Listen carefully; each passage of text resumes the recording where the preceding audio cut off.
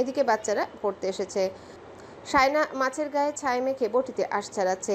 এতটুকু সে ভালোই পারে। মাছের পেট কেটে নাড়ি ভুড়ি বের করার সময় সে সহ্য করতে পারে না, এটা মুরগি কাটার সময়ও হয়। এই দুটো কাজে তার খুব ভয়। মাছগুলোর আঁশ ছাড়িয়ে কান পাখনা কেটে সে রেখে দিচ্ছে। এগুলো পরিষ্কার করতে অনেক সময় লাগবে। এগুলো ভালো করে ঘষে ঘষে পরিষ্কার করে তারপর পেট কাটা হবে আর তারপর পিস করা হবে। তিতলি এসে বলল, বাচ্চারা তো চলে এসেছে সাইনা। দাদিমা ধমকে বললেন। সাইনা আবার কি? তিতলি চমকে উঠল। দাদিমা বলল, ভাবি ডাকবে, বড় ভাইয়ের বউ হয়, এখনো তোমার সমবয়সী আছে নাকি? তিতলি জিভ কামড় দিয়ে ধরে বলল, ভাবি ডাকতে হবে? ওকে ওকে, ডাকবো না হয়। সায়না বলল। ওদের বসাও তুমি, আমি আসছি। তিতলি মাথা দুলিয়ে বলল। ওকে, তাড়াতাড়ি এসো। তারপর হঠাৎ থেমে গিয়ে মায়ের দিকে তাকালো, বলল, আম্মু মেজপু বেরোচ্ছে, তোমাকে ডেকেছে। রসনারা বলল, যাচ্ছি। তিতলি বেরিয়ে গেল। সায়না মাছের পিঠ মাথা ভালো করে পরিষ্কার করে নিল খাঁজ কাটা সিমেন্টের সিলে। তার আম্মাও এভাবে মাছ পরিষ্কার করে। সবাই আম্মার ধোয়া মোছার বেশ প্রশংসা করে। জোহরা বেগম এসে বলল, হয়েছে? সায়না বলল, না, পেট কাটতে হবে। কেটে ফেলো, মাছ আবার বেশি ছোট করে কেটো না। ছোট পিস দেখলে তোমার শ্বশুর ভাসুর সবাই রেগে যাবে। এই বাড়িতে ছোট পিস খায় না। সায়না চুপচাপ পিঠ পরিষ্কার করতে লাগলো। সবাই কথাবার্তা শুরু করলো। তাদের কোনো আত্মীয়র বাড়িতে মাছের ছোট পিস দিয়েছে, কাদের এরকম ছোট লোকই স্বভাব আছে, ইত্যাদি ইত্যাদি। ছোটবেলায় সায়নাদের বাড়িতেও এরকম মাছ এলে মা ছোট ছোট পিস করতো। কারণ সদস্য বেশি ছিল, আয় কম ছিল। একটা মাছ এনে 2 বেলা খাওয়ার জন্য মা ছোট ছোট পিস করে কাটতো। এখন অবশ্য বড় মাছে আসে বাড়িতে, বড় বড় করে কাটা হয়, কিন্তু ওই ছোট ছোট পিসগুলো যেন খুব স্বাদের ছিল। দিনগুলো খুব কষ্টের ছিল, তবুও ভালো ছিল। মাছ পরিষ্কার করা শেষে সে তাসমিনকে ডেকে সোজা সাপটা বলল, বড় আপু, পেট কাটতে পারি না আমি, খারাপ লাগে গন্ধটা। তাসমিন তার ছেলে মেয়ের জন্য আপেল কাটছিল। সায়নার কথা শুনে বলল, পেট কাটা সহজ তো, একবার চেষ্টা করো, একটা দুটো কাটলে পারবে। সায়না বলল। ওদিকে বাচ্চারাও পড়তে এসেছে, অনেকক্ষণ হলো। রান্নাঘরে আরো অনেকে ছিল, তার মধ্যে তাজদারের ছোট মামিটা একটু ছটফটে। তিনি হেসে হেসে বললেন, আচ্ছা তুমি যাও যাও, এভাবে মাছ কাটতে থাকলে সবার ভাত খাওয়া হবে আজ। শাশুড়ি ভালো পেয়েছ তাই কিছু বলবে না, মেয়েদের কাজকর্মে চতুর হতে হয়। সায়না হাত ধুয়ে নিতে লাগলো। মাছের গন্ধটা এত বাজে লাগে তার এখন ইচ্ছে করছে গোসল নিতে, কিন্তু সেটা নিয়েও কথা হবে, তাই ভালো করে হাত ধুয়ে নিল সে। সবাই বলা বলি করছে, কাদের বাড়ির বউ, কাজকর্ম কেমন, চতুর নাকি বোকা, পটু নাকি অলস, এইসব সাংসারিক নানা রকম কথাবার্তা। বিয়ের পর আবার কিসের টিউশনি, এই ধরনের কথাও কানে এলো। সায়না বাচ্চাদের পড়াতে এসে দেখলো একটা মাছের বাজার। সে ঘরে ঢুকা মাত্রই চুপ হয়ে গেল সবাই। সেখানে সায়নার চাচাতো ভাই বোনও আছে, তারা সায়নাকে দেখা মাত্রই হাসলো। সায়না তাদের দেখলো, একটু বিশেষ নজর দিয়ে জানতে চাইলো, কাল বড় ফুপু চলে গেছে? হ্যাঁ, এখানে আসতে চেয়েছিল, দাদি আসতে দেয়নি। তিতলি তাদের সবাইকে টেবিলে বসিয়েছে, চেয়ার এনে দিয়েছে নিজ দায়িত্বে। সায়না সবার হোমওয়ার্ক দেখলো, পড়া নিল একে একে। যারা পড়া শেখেনি তাদের শিখতে দিল। তাদের পড়া দিয়ে বিছানায় এসে শুয়ে পড়লো, হাতে একটু লোশন মেখে। কখন যে চোখ লেগে গেল বুঝতেই পারলো না। চোখ খুলতেই দেখলো রসনারা ঘরে দাঁড়িয়েছে। বাচ্চারা সবাই চুপ। রসনারা সায়নাকে বলল, ওরা জোরে জোরে কথা বলছে, তুমি ঘুমোচ্ছ। সায়না শোয়া থেকে উঠে বসলো, বলল, ছুটি দিয়ে দিচ্ছি। রসনারা বলল, আসার সময় কে পায়ে করে কাদা নিয়ে এসেছে কে জানে। নোভা বেরোনোর সময় ওসব দেখে চেঁচাচ্ছে, স্যান্ডেল নিয়েও ঢুকে এসেছে ভেতরে। সায়না সবার দিকে তাকালো। কার পায়ে কাদা ছিল? ওরা একে অপরকে আঙ্গুল দিয়ে দেখিয়ে দিল। তোর পায়ে ছিল, তুই স্যান্ডেল নিয়ে ঢুকেছিস। সবার মধ্যে তর্ক বিতর্ক লেগে গেল। সায়না ধমকে উঠলো, একদম চুপ। কাল থেকে পায়ে একদম পরিষ্কার করে আসবে সবাই, জুতো বাইরে থাকবে, কথাটা মনে থাকবে।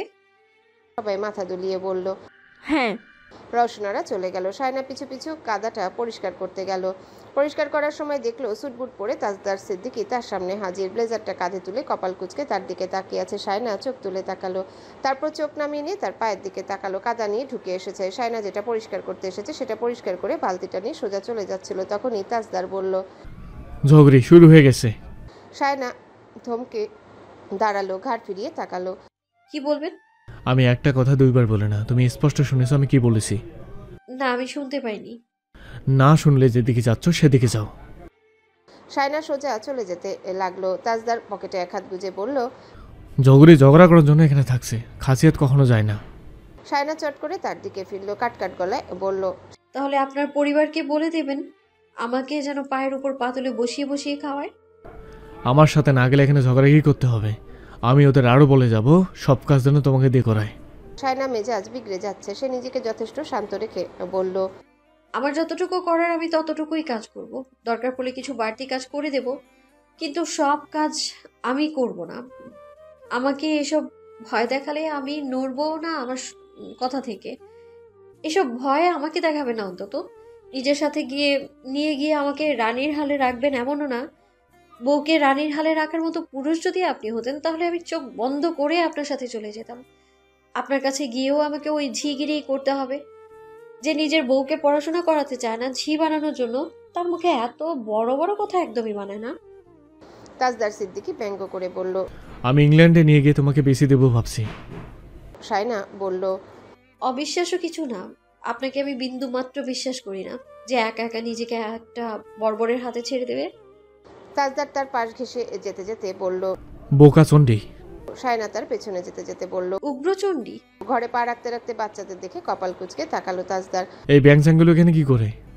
সবাই এতক্ষণ কথা বলছিল, তাজদারকে দেখা মাত্রই সবাই চুপ হয়ে গেল। সায়না ঘরে ঢুকলো, বলল, পড়া শেষ করো সবাই। তাজদার এখনো সবাইকে দেখে যাচ্ছে। সায়নার কাছে পড়তে এসেছে, বিষয়টা তার কাছে তাজ্জব লাগছে, যদিও সে জানতো সিদ্দিক বাড়ির মেয়ে মাস্টার, সে অনেক বাচ্চা কাচ্চা পড়ায়। মাথায় চুল নেই এমন একজনের মাথা ধরে ডানে বামে ঘুরিয়ে তাজদার বলল, এই ডাবটার দাম কত? ছেলেটা লজ্জা পেয়ে হাসলো, তারপর পেন্সিল দিয়ে লিখতে লাগলো। তাজদার হেঁটে হেঁটে তাদের লেখা দেখতে লাগলো। মাস্টারের লেখা হাঁসের ডিমের মতো, স্টুডেন্টদের লেখা কোয়েল পাখির ডিমের মতো। সে মজা করে একজন আর পেন্সিল রাবার স্কেল নিয়ে নিল, বলল, এগুলো আমার লাগবে, কেনার পয়সা নেই। সায়না বলল, হচ্ছেটা কি? ওরা লিখছে, আমি সারাদিন ওদের নিয়ে বসে থাকবো নাকি? ওদের জিনিস ওদের ফেরত দিন, লেখা শেষ করুক। তাজদার ব্লেজারটা তার মুখে ছুঁড়ে মেরে বলল, এটা ধুয়ে দাও, এত কথা না বলে। ঘাম আর পারফিউমের গন্ধে ভুসভুস করছে। সায়না সেটা বিছানায় ছুঁড়ে মেরে বলল, ওদের জিনিস ওদের দিন। না দিলে তুমি কিভাবে নেবে? সায়না তার হাত থেকে কেড়ে নেওয়ার চেষ্টা করলো। তাজদার হাতটা উঁচুতে তুলে রাখলো। সায়না হাতটা ধরার জন্য পায়ের আঙ্গুলে ভর রাখলো। শেষমেশ হতাশ হয়ে চুপ করে চেয়ারে গিয়ে বসলো। সবার খাতায় হোমওয়ার্ক দিয়ে পড়া দাগিয়ে দিয়ে ছুটি দিয়ে দিল, বলল তাদের পেন্সিল রাবার যেন তাজদার সিদ্দিকীর হাত থেকে নেয়। বাচ্চাদের ছুটি দিয়ে সায়না তাদের বাড়ির সদর দরজা পার করে দিয়ে ঘরে এলো। বিছানায় শুয়ে পড়লো, বুকের উপর বালিশ টেনে নিল। কোন সময় গায়ের উপর উঠে আসে বলা যায় না। তাজদার এসে আধা ভেজা মাথাটা সে বালিশের উপর রেখে শুয়ে পড়লো। সায়না হকচকিয়ে গেল, চোখ খুলতেই দেখলো তাজদার তার গায়ের উপর রাখা বালিশের উপর মাথা রেখে শুয়ে পড়েছে। সায়না অনেকক্ষণ সহ্য করলো, বলল সে নিঃশ্বাস ফেলতে পারছে না, তার অসুবিধা হচ্ছে, কিন্তু তাজদার সরল না। বালিশ থেকে তার মাথা সরিয়ে দেওয়ার চেষ্টা করলো সায়না। তাজদার চেয়ে অবর্গীয় শব্দ করে বলল, ডন্ট ডিস্টার্ব মি, ঘুমাতে দাও, সকাল সকাল রুটি দিতে হবে। সায়না বালিশটা থেকে তার মাথাটা সরিয়ে দিতে গিয়ে বালিশটা টেনে নিয়ে ফেললো। ফলস্বরূপ তাজদারের মাথাটা তার বুকের উপর পড়লো। সায়না জমে গেল। তাজদার মাথাটা ফেলে রেখে বলল, উচিত হয়েছে, দেখি চুলে বিনি কাটো, পয়সা দেবো। বিলি কাটবো না, চুল কাটবো, সরুন। আমি নাপিতদের যথেষ্ট সম্মান করি, পয়সা বাড়িয়ে দিই সবসময়। বলেই নড়ে চড়ে উঠে মুখটা আরো দাবিয়ে রাখলো। সায়না কেঁপে উঠলো, নড়ে চড়ে উঠে বলল, আপনি ইচ্ছে করেই আমার অপছন্দের কাজটা করেন, পৈশাচিক আনন্দ পান। তাজদার মাথা তুললো। সায়নার মুখের দিকে তাকাতে তাকাতে তার চোয়াল শক্ত হয়ে এলো। তোমার পছন্দের কাজ কি? সিগারেট খাওয়া? সিগারেট খেয়ে দেখুন, এই ঘর থেকে সোজা বেরিয়ে যাবো আমি। তাজদার জেদ দেখিয়ে বলল, তাহলে আমাকে সিগারেট খেতে হবে, আজকেই খাবো। সায়না বলল, গায়ের উপর বমি করে দেবো আমি। তাজদার একটু উপরে উঠে এলো, অবাক হয়ে বলল, এত তাড়াতাড়ি সুখবর? কিসের সুখবর? তাজদার বলল, তুমিই তো বললে তুমি বমি করবে। সায়না বিরক্ত হলো, চবর্গীয় শব্দ করে বলল, গায়ের উপর উঠে আসেন কেন কথায় কথায়? কোনো ভদ্রলোক এভাবে কথায় কথায় গায়ের উপর উঠে আসে না। সরুন, আমাকে কিছুক্ষণ ঘুমোতে দিন। রাতে ঠিকই ঘুমিয়েছো, দিনের বেলা কিসের ঘুম? আমি সারাক্ষণ ঘুমোতে পারি, ঘুমানোর জন্য আমার রাত দিন লাগে না। সরুন বলছি। তাজদার দাঁত কটমট করে তার হাত একটা একদম শক্ত করে চেপে ধরে বলল, সারাক্ষণ এমন সরুন সরুন করো কেন, আজব। সায়না বলল, সরুন সরুন না বলে কি আসুন আসুন বলবো? আফসোস করবে। সায়না তাকে সরিয়ে দিয়ে উঠে গেল শোয়া থেকে। একটু শান্তিতে শুতেও পারবে না, কোথা থেকে উড়ে এসে গায়ের উপর পড়বে। সে গটগট পায়ে হেঁটে রান্নাঘরে চলে এলো। বড় যা ঝিমলি তাকে দেখে হেসে বলল, সাইনা তো চলে এসেছে, কি যেন বললো তুমি ঘুমোচ্ছ। জোহরা বেগম বললেন, এটা ঘুমানোর সময়? এমন কথা তো আগে শুনিনি। দাদিমা আনোয়ারা বেগম বললেন, বিয়ের বছর ঘুম বেশি। জোহরা বেগম বললেন, এসব কথা নতুন আবিষ্কার হয়েছে নাকি? আমাদের বেলায় তো ছিল না আম্মা। আনোয়ারা বেগম কিছু বললেন না। রওশনারা বললেন, সায়না এখানে সিঙ্গারার ডো মেখে রেখেছি, ওখানে পুর ভেজে রেখেছি, লেচি কেটে বানিয়ে তেলে দাও, সবাই চা খাবে। সায়না সিঙ্গারা শেপ দিতে পারে না, এগুলো তার বিরক্তিকর কাজ মনে হতো। দাদিমা বসে বসে বানাতো, সে অতটা খেয়াল করতো না। ছোট ছোট লেচি কেটে বেলে তাতে আলু গোশতের পুর দিয়ে সে সিঙ্গারার শেপ দিতে গেল। তখনই ঘটল বিপত্তি। সে কিছুতেই মনে করতে পারছে না কিভাবে শেপ দিতে হয়। ইউটিউব থেকে একটা ভিডিও দেখে নিলেই পারত। সে লুচি বেলে রেখে দিল, সবগুলো একসাথে শেপ দিবে, তার আগে একটা ভিডিও দেখে নিবে। রসনারা সহ সবাই আর চোখে তার কাজ দেখে যাচ্ছে। ঝিমলি বলল, সায়না কয়েকটা রেডি করে তেলে ছেড়ে দাও, এগুলো মাঝারি হিট ধীরে ধীরে ভাজতে হবে। সায়না রসনারাকে কিছু বলবে কিনা ভাবছিল, ঠিক তখনই তাজদারের গলার আওয়াজ শোনা গেল। আম্মু, আমার ব্লু জার্সিটা খুঁজে পাচ্ছি না, ওকে পাঠাও। রসনারা সায়নার দিকে তাকালো। সায়না তাকাতেই তিনি ইশারা করলেন। যাও। সায়না দ্রুত বেরিয়ে গেল। তাজদার ফোনে চোখ ডুবিয়ে রেখেছে। সায়নার উপস্থিতি টের পাওয়া মাত্র চোখ তুলে তাকালো। সায়না দ্রুত পায়ে হেঁটে ঘরে চলে যাচ্ছে। তার কথা এত সিরিয়াসলি নিয়েছে, অবিশ্বাস্য। সায়না ঘরে এসে দ্রুত ফোন হাতে নিল। তাজদার সিদ্দিকী ওয়াইফাই কানেক্ট করে দিয়েছিল বিয়ের পরের দিন। সে দ্রুত সিঙ্গারাকে কিভাবে শেপ দিতে হয় তার ভিডিও সার্চ করে দেখতে লাগলো। তাজদার ঘরে এসে বলল, আমার জার্সি কোথায়? সায়না ফোনে চোখ রেখে আঙ্গুল দেখালো আলমারির দিকে। ওখানে। তাজদার সেখানে খোঁজাখুঁজি করলো, বলল, পাচ্ছি না। সায়না কাবার্ড দেখিয়ে বলল, ওখানে খুঁজে দেখুন। তাজদার সেখানেও দেখলো, বলল, পাচ্ছি না। সায়না বলল, মেশিনের ভেতর দেখুন। দেখছি। আশ্চর্য, আমার সাথে কথা বলছে ফোনের দিকে তাকিয়ে। সায়না ফোন থেকে চোখ তুলল না। তারপরও তাজদার বলল, আমার জার্সি কোথায় মমতাজ? সায়না জবাব দিল না। তাজদার লম্বা পা ফেলে এগিয়ে এসে তার হাত থেকে ফোনটা নিয়ে নিতেই সায়না বলল, ধুর বাবা, কাজের সময় বিরক্ত করলে একদম ফালতু লাগে আমার। সারাক্ষণ কেমনে এইসবের নাটকের তালে থাকে আল্লাহ মালুম। একটা কাজও শান্তিতে করতে পারবো না, পেন পেন পেন পেন করতেই থাকে কানের কাছে। তাজদার ফোনটা বিছানায় ছুঁড়ে মারলো। সায়না চমকে গেল, তাজদারের দিকে অবাক চোখে তাকালো। তাজদার তার দিকে কপাল কুঁচকেছে অসম্ভব শীতল কণ্ঠে বলল, কি বললে? আরেকবার বলো। সায়না বলল, আমি একটা জরুরি কন্টেন্ট দেখছিলাম। আপনার জার্সি কোথায় সেটা আমি কি করে জানবো? আশ্চর্য, আপনার কোনো জিনিসপত্রের খোঁজ আমি রাখি না, সেটা আপনিও জানেন। জেনে শুনে এত নাটক করার কি আছে? নাকি এখন বলবেন জার্সিটা আমি চুরি করে আমার ভাইদের দিয়ে ফেলেছি? আপনার তো জেরা করা দেখে আমার তেমনই মনে হচ্ছে। তাজদার কপাল কুঁচকে তার দিকে চেয়ে রইল। সায়না বিছানা থেকে ফোনটা কুড়িয়ে নিতে যাবে, ঠিক তখনই তাজদার ফোনটা নিয়ে নিল। তারপর ওয়াইফাই ফরগেট দিয়ে ফোনটা বিছানায় ছুঁড়ে ফেলে বেরিয়ে গেল। সায়না ফোন কুড়িয়ে নিয়ে দেখলো ওয়াইফাই আর কানেক্ট হচ্ছে না। পাসওয়ার্ডটা সে মুখস্থ করে নিয়েছিল, সেটা দিয়েও কাজ হচ্ছে না। সে ঘর থেকে বেরিয়ে গেল। তাজদারের উদ্দেশ্যে বলল, আমার কাছে আরো একটা ফোন আছে। তাজদার ফিরল তার দিকে, মাথাটা হালকা কাত করে কিছু একটা চিন্তা করলো। তারপর সোজা সায়নার দিকে হেঁটে এলো। সায়না দরজার পাশ থেকে সরে দাঁড়ালো। লোকটা একদম গা ঘেঁষে হাঁটে। তাই তাজদার ঘরে ঢুকে রাউটারের কেবল এলোমেলো করে দিয়ে বেরিয়ে গেল। লাইন পুরোপুরি বিচ্ছিন্ন। সায়না তার পিছু পিছু আবারও ঘর থেকে বের হলো। তাজদারকে শুনিয়ে শুনিয়ে বলল, আমার সিমে নেট আছে। তাজদার থমকালো, একটু ফিরে তার দিকে চেয়ে রইল, কপালটা কুঞ্চিত রেখে। তার কপালটা সারাক্ষণ ওরকম কুঁচকে থাকে, কোনোদিনও ওটা মসৃণ থাকে না। সেই ছোটবেলা থেকেই দেখে আসছে সায়না। লোকটার ভেতরটা তার কপাল দেখে বোঝা যায়। সায়না বাঁকা হাসছে। তাজদার সিদ্দিকীকে জব্দ করতে পারে, তাজদার ঘরে আসবে এরকম কোনো সম্ভাবনা ছিল না। সে হঠাৎ সায়নাকে চমকে দিয়ে ঘরের দিকে পা বাড়ালো। সায়না দরজার সামনে থেকে সরে পড়ল, ঘরের এক কোণে গিয়ে দাঁড়িয়ে রইল। তাজদার দরজা বন্ধ করলো। সায়না অবাক হয়ে বলল, বড় আম্মুকে ডাক দেবো আমি? তাজদার তার দিকে এগিয়ে এলো। সায়না ঠায় দাঁড়িয়ে রইল। সে ভয় পাচ্ছে নাকি? সে একদম নড়ল না, বরং তাজদারের দিকে তাকিয়ে শক্ত হয়ে নিজ জায়গায় দাঁড়িয়ে রইল। তাজদার সত্যি সত্যি তার দিকে এগিয়ে আসছে মনে হতে সে এক লাফে দূরে সরে গিয়ে বলল, আচ্ছা ঠিক আছে। কি ঠিক আছে? সায়না কথা হারিয়ে বসলো। মানে আমি সব মেনে নিচ্ছি, দূরে যান, আপনার গায়ে গন্ধ। তাজদার সিদ্দিকী গর্জে উঠলো এবার। কি?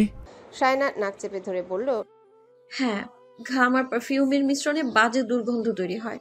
আপনার টি শার্টটা থেকে দুর্গন্ধ ছড়াচ্ছে, আমার কাছে আসবেন না আপনি। সায়না বমি করার ভান করলো। তাজদার টি শার্টটা তুলতে তুলতে বলল, ওকে। সায়না অন্যদিকে মুখ ফিরিয়ে দাঁড়ালো। আর চোখে তাকিয়ে দেখলো তাজদার সিদ্দিকী টি শার্ট খুলে ফেলেছে। সে মুখ ফিরিয়ে নিল দ্রুত। তাজদার একটানে টি শার্টটা খুলে ফেললো। তারপর সায়নার মুখে ছুঁড়ে মারলো। সায়না সেটা তার মুখ থেকে ছুঁড়ে মারলো, বলল, কি বাজে স্মেল, ছি। তাজদার টি শার্টটা নিয়ে তার কাছে এগিয়ে এলো, শক্ত করে তাকে ধরলো। সায়না পালাতে পারলো না। তাজদার তার মুখে টি শার্টটা ঘষে দিল। তারপর সেটা সায়নার গলায় বেঁধে দিয়ে বলল, my sweet is your perform, got it? Shayna নিঃশ্বাস আর চোখ একসাথে বন্ধ করে রেখেছে। তাজদার তার সাথে শায়নাকে মিশিয়ে নিয়ে শায়নার গায়ে তার ঘাম মেখে দিয়ে ছেড়ে দিল। তারপর ঘর থেকে বেরিয়ে যেতে যেতে শায়নার দিকে আঙ্গুল তুলে বলল, শাইনা মমতাজ, সে থ্যাংক ইউ। শায়না টি শার্টটা ছুড়ে দিয়ে বলল, পারফিউম না, পাঠা ছাগলের গন্ধ। তাজদারের ঠোঁট বেঁকে গেল। আইসি, তুমি পাঠার সাথে ঘুমিয়েছো। শায়না ফুঁসে উঠে বলল, আপনি সেই পাঠা? তোমার বরের নাম পাঠা, হাউ সুইট। বলেই হেসে উঠে বেরিয়ে গেল। তাজদার চলে যেতে শায়না রান্নাঘরে এলো। সিঙ্গারার শেপ দিয়ে তেলে ভাজার সময় ঝিমলি তার পেছনে এসে দাঁড়াতে শায়না চট করে সরে দাঁড়ালো। ঝিমলি একটু চমকে গেল। ভয় পেয়েছো? শায়না মৃদুস্বরে বলল, না, এমনি। সে নিজের গা শুকে দেখলো তাজদার সিদ্দিকের গায়ের স্মেলটা নাকে লাগছে কিনা। লাগছে। সে কারো পাশে দাঁড়ালো না ভুলেও।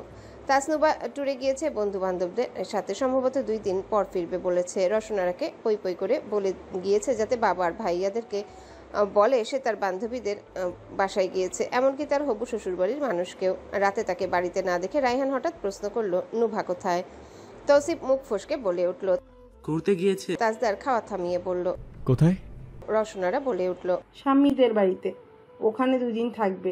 রায়হান বলল, এই সময় ওকে এত বেড়াতে হবে কেন? রসনারা বললেন, ও কারো কথা শোনে? তাজউদ্দিন সিদ্দিকী বললেন, বেড়াতে যখন গিয়েছে তখন বেরিয়ে চলে আসুক, এত কথার দরকার নেই।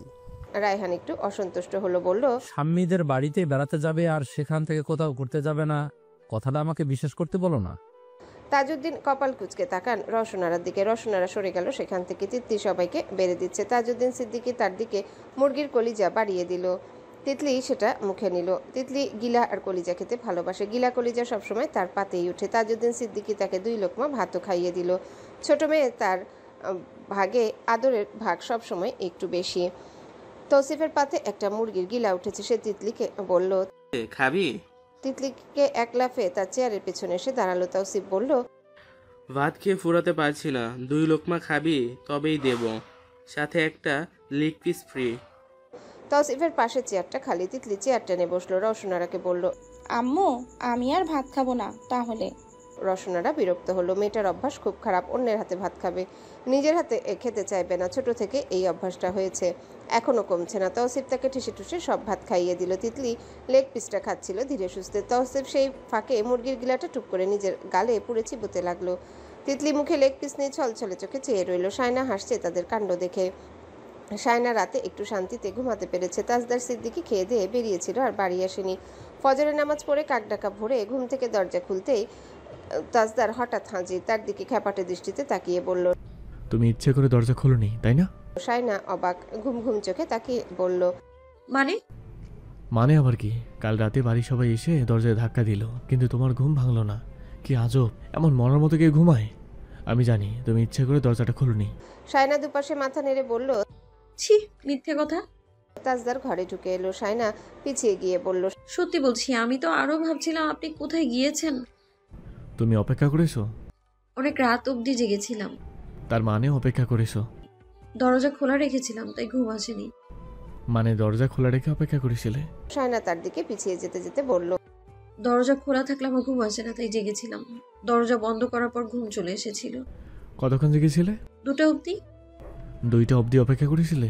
শায়না তাকে সরিয়ে দিতে যাবে, তখনই তাজদার তার কোমর জড়িয়ে ধরে হ্যাঁচকা ঝাঁকুনি দিয়ে তুলে টেবিলে বসিয়ে দিয়ে বলল, 2টা অবধি অপেক্ষা করেছিলে? শায়না বলল, হ্যাঁ, ওটাকে অপেক্ষা বলে তো। তাজদার বলল, গুড, আমাকে সারা রাত ঘরের বাইরে রাখার জন্য তোমার আগামী কয়েক ঘন্টা ঘর থেকে বেড়া বন্ধ।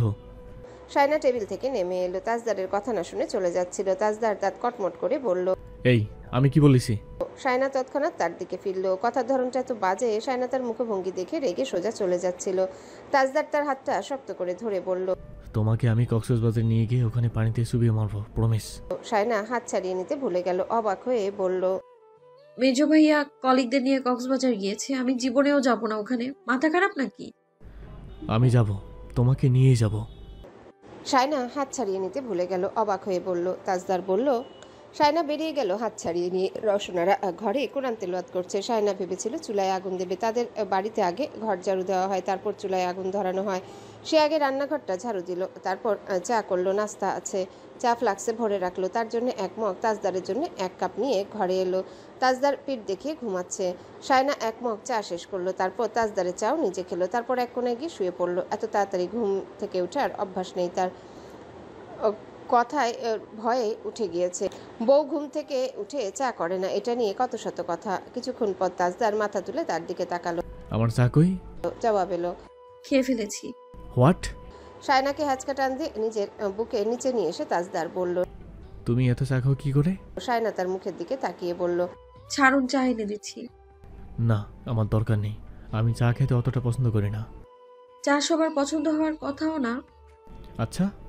শায়না ধীরে বলল, আমি ঘুমোবো। তাজদার ভ্রু কুচকে বলল, মানে কি করেছে? এভাবে ধরে রাখলে কি ঘুমানো যায় নাকি আজও? তাজদার তার দিকে খ্যাপাটে দৃষ্টিতে চেয়ে রইল, যেন শায়নাকে সে গলা টিপে মেরে ফেলবে। শায়না তার এই ভয়ঙ্কর চেহারাটা চেনে সে একটু নিভে গেল। তাজদার সিদ্দিকীর দিকে তাকালো, তারপর দ্রুত চোখ সরিয়ে নিল। আবার একটু সময় পরে আবারও তাকালো, আবার চোখ নামালো। শেষমেশ তাজদার সিদ্দিকী তাকে জড়িয়ে ধরে রেখে নিঃশব্দে তার গলার উপর মুখ রাখলো। শায়না কাঁপতে কাঁপতে গুটিয়ে গেল, আর তাজদারের মুখ তার গলার কোমল ভাঁজে আরো গভীরভাবে চেপে গেল। শায়না তাজদারের বাহু থেকে নিজেকে ছাড়িয়ে নিয়ে বিছানা থেকে নেমে গেল, দরজার দিকে এগিয়ে যাচ্ছিল। ঠিক তখনই তাজদার ধীরে ধীরে মাথা ঘুরিয়ে তার দিকে তাকালো, কণ্ঠটা ধারালো শোনালো, আমি ধরার মতো ধরলে সেদিন তুমি বাঁচতে পারবে না এসে মমতাজ। শায়না একটাও শব্দ না করে দরজা খুলে বেরিয়ে গেল। কিছুক্ষণ পর নিঃশব্দে ফিরে এলো, হাতে চায়ের কাপ। টেবিলে কাপটা রেখে বলল, ঠান্ডা হচ্ছে তো।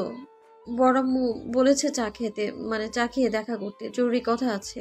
তাজদার তাকালো কাপটার দিকে, ঠোঁটের কোণ থেকে একটুখানি ব্যঙ্গ উঠে এলো। ওখানে রাখলে খাবো কিভাবে? শায়না টেবিল থেকে কাপটা তুলে আনলো, তার দিকে এগিয়ে দিল। কাপটা হাতে নিয়ে তাজদার অনেকক্ষণ ধরে কিছু ভেবে দেখলো, তারপর নির্দ্বিধায় পুরো চা মেঝেতে ঢেলে দিল। শায়নার মুখটা এক নিমিষে বিবর্ণ হয়ে গেল, সে থমকে দাঁড়ালো, চোখ দুটো বিস্ময়ে বড় হয়ে উঠল। তাজদার কাপটা বিছানার দিকে ছুরি দিয়ে পেছন ফিরে শুয়ে পড়লো, যেন কিছুই ঘটেনি। চায়ের ছিটে পড়া গরম তরলটুকুর দিকে এক দৃষ্টিতে তাকিয়ে রইল শায়না, তার কণ্ঠ কেঁপে উঠল, আপনি চা ফেলে দিয়ে ভালো করেননি একদম। কোনো সাড়া নেই তাজদারের। শায়না অপমানিত বোধ করছে। সে সকাল সকাল চা বানিয়েছে দুধ চিনি ভালো করে দিয়ে।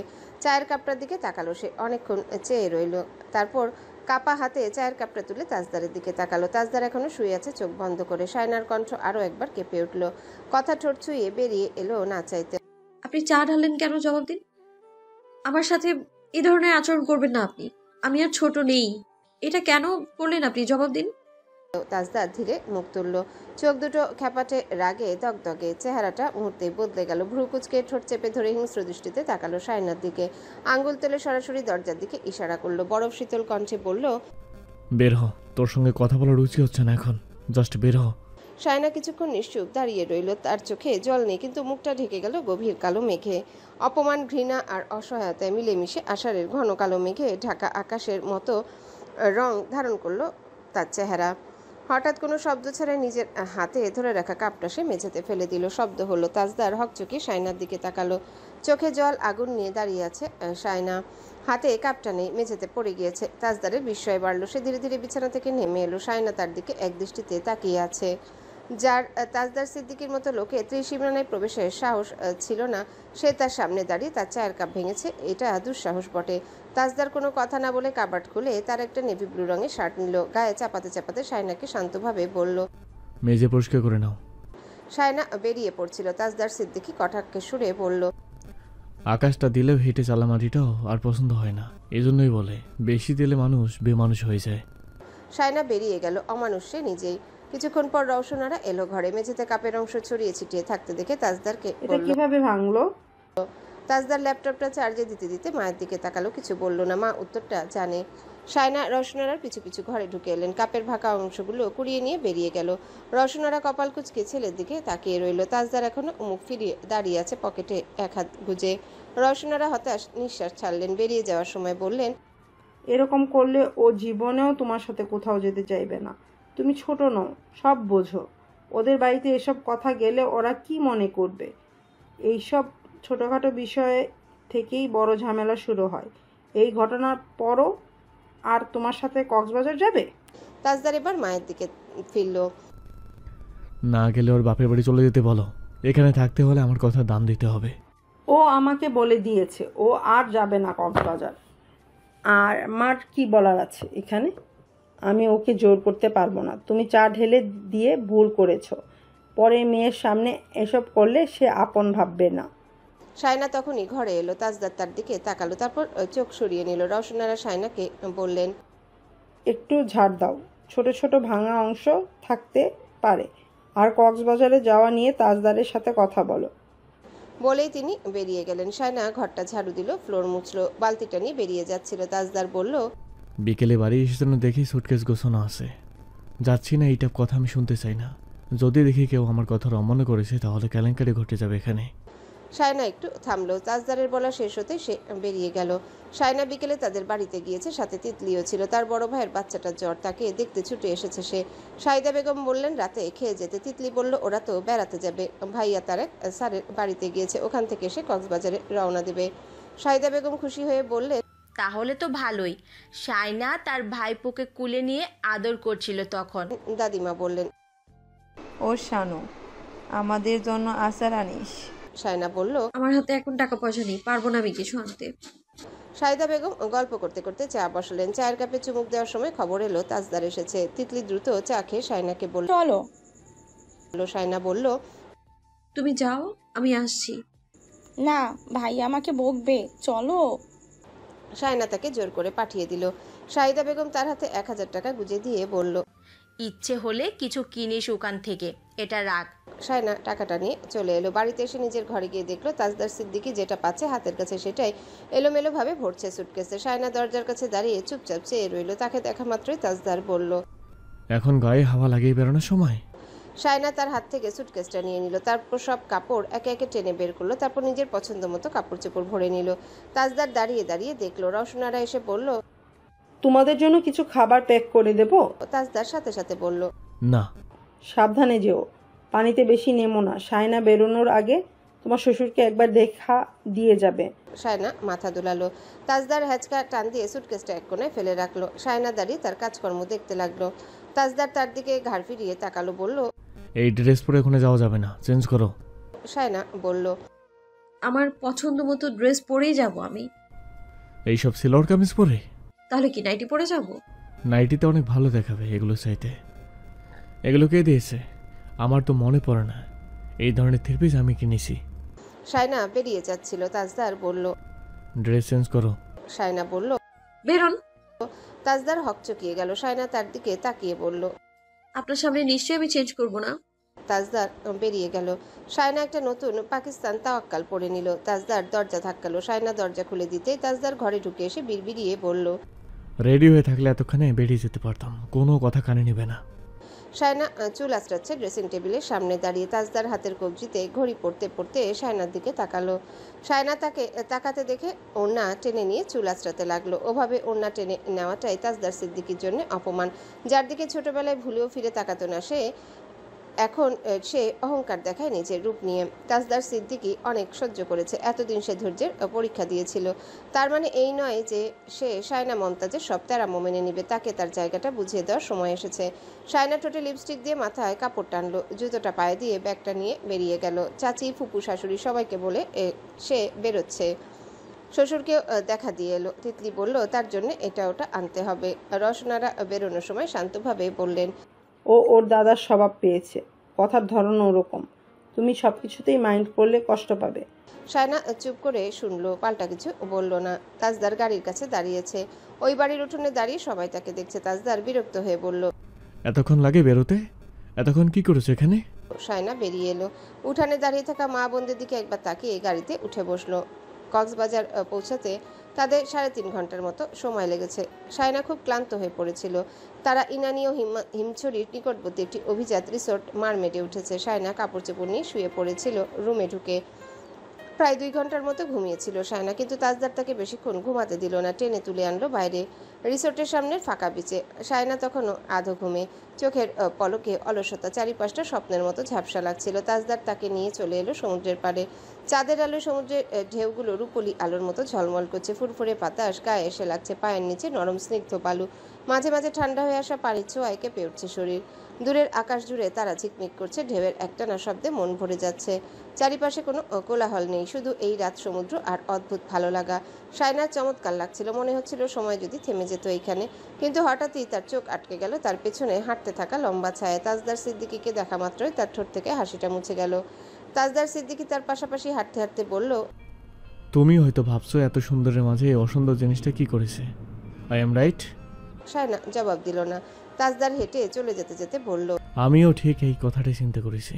ইশানা মমতাজ চারপাশে এত সুন্দরের ছড়াছড়ি, আর আমি ডুবলাম পচা ডোবায়। Congratulation to me.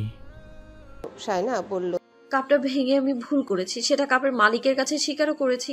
আমি রাগ কন্ট্রোল করতে পারি না, এটা আমার দোষ। তাজদার সিদ্দিকী থেমে গেল।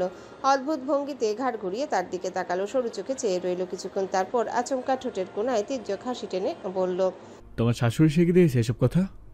সায়না বলল, জি, উনি শিখিয়ে দিয়েছেন আমি যাতে আপনার সাথে রাগারাগি না করি। আপনি লন্ডনে যাওয়ার আগ পর্যন্ত যেন নিজেকে শান্ত রাখি আমি। আজ থেকে সেটাই হবে। নিজের ভালোর জন্য এইটুকু শান্ত তো থাকতেই পারি আমি। তাজদার দাঁত কটমট করে রাগের অগ্নি বুকে নিয়ে তাকালো তার দিকে। সায়না নিজ জায়গায় স্থির হয়ে দাঁড়িয়ে তাজদারের দিকে তাকালো। তাজদার কর্কশ্বরে বলল, তোমাকে বিয়ে করে আমি পস্তাচ্ছি। তুমি আমাকে অশান্তিতে রেখেছ। তুমি সারাদিন ফোন দিয়ে হাঁটো কিভাবে আমাকে সাহায্য করা যায়। তোমাদের মতো ছোট লোকদের সমস্যা এটাই, ভালো কিছু দিলে সহজে গিলতে পারো না। তুমি আমাকে ডিজার্ভ করো না। তুমি ছোট লোক, তাই তুমিও একটা ছোট লোককে ডিজার্ভ করো। আমাকে তুমি ভাগ্যের জোরে পেয়েছো। তুমি কখনো কল্পনা করতে পেরেছো আমার পাশে দাঁড়াতে পারবে এভাবে? And my task, that's somethings will never have, maybe that's why your like this. Sayna চলে যাচ্ছিল হেঁটে। তাজদার তাকে এক ঝটকায় টেনে আনলো তার সামনে। কথা বলার সময় এভাবে এগিয়ে যাবে না। সায়না বলল, এটাও শুনুন, আমি এমন কাউকে ডিজার্ভ করি যে আজকে এই মুহূর্তে আমার পাশে থাকলে পৃথিবীটা আমার কাছে স্বর্গ মনে হতো। আপনাকে আমি একদমই ডিজার্ভ করি না। আপনার মতো লোককে আমি কেন, কোনো মেয়েই ডিজার্ভ করে না। আমি একটা ছোট লোক, আপনাকে, আপনার স্পর্শ আমি কোনোটাই নিতে পারছি না, কারণ আমার সেই যোগ্যতাই নেই। এবার খুশি আপনি? তাসনুবা তার আইফোনটা হারিয়ে ফেলেছে, পাগলের মতো খুঁজছে। তার বান্ধবীরাও তন্ন তন্ন করে ফোনটা খুঁজছে। তাদের সাথে আরও একদল পর্যটক ছিল। তাদের জিজ্ঞাসা করা হচ্ছে তারা একটা ফোন পেয়েছে কিনা। একটা লোককে বাজেভাবে জেরা করছে তাসনুবার বন্ধুগুলো। লোকটা হতভম্ব। সে ফোন চুরি করতে এসেছে কক্সবাজারে, এরা তাকে চেনে না জানে না। এমন কথা বলে কি করে? কি বেয়াদব আজকালকার ছেলেপেলেরা। মনে হচ্ছে বিশ্ববিদ্যালয়ের ছাত্রছাত্রী, কিন্তু এত অভদ্র কেন? তাসনুবার বন্ধু বান্ধবরা বলল, হ্যালো বন্ধুরা, পরবর্তী পার্ট খুব তাড়াতাড়ি আসবে, তো সবাই অপেক্ষায় থাকো। আর চ্যানেলটি যারা এখনো সাবস্ক্রাইব করোনি তারা পরবর্তী পার্ট দেখার জন্য চ্যানেলটি সাবস্ক্রাইব করে রেখো। ধন্যবাদ সবাইকে, আমাদের সাথেই থেকো।